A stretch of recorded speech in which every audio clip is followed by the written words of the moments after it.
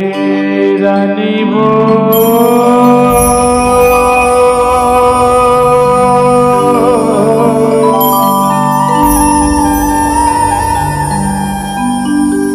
अगा झन देवे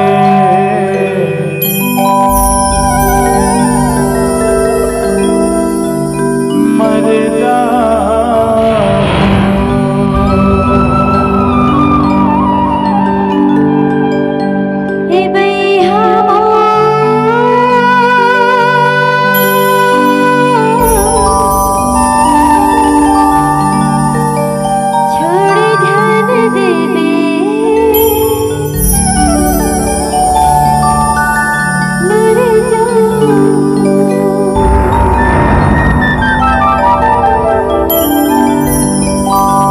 अपन किस्मत और कर्म के खेले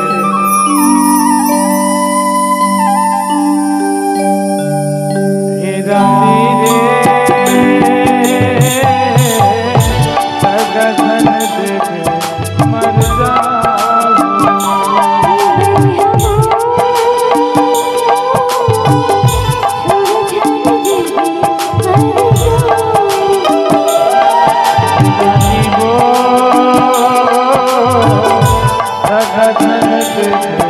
मर जा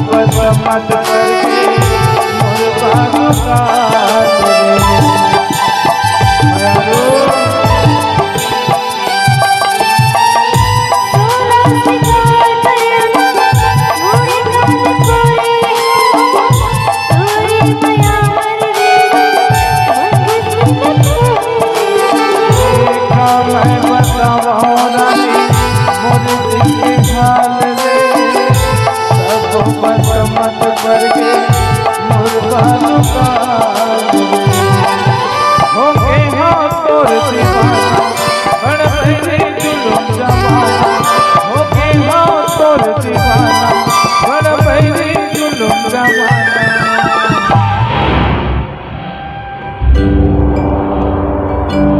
यही नारे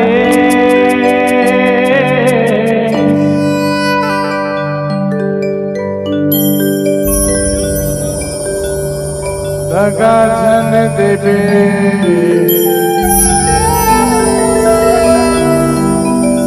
मर जा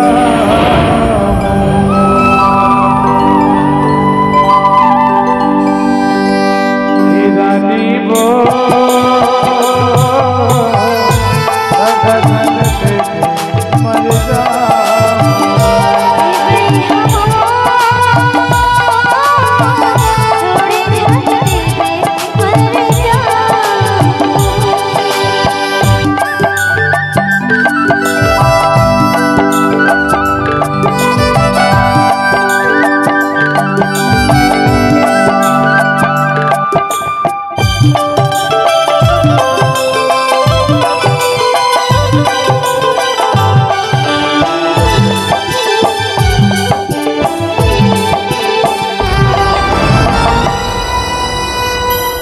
गांव ही पंचायत है।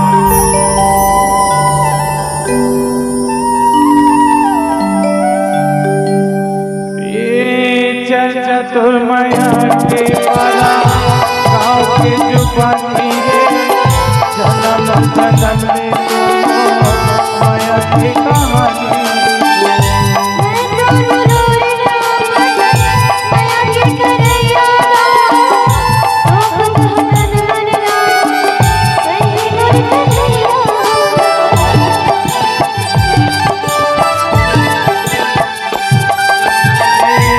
चतुर्मया के पारा गाँव के जुबानी रे जन्म जन्म में माया की कहानी।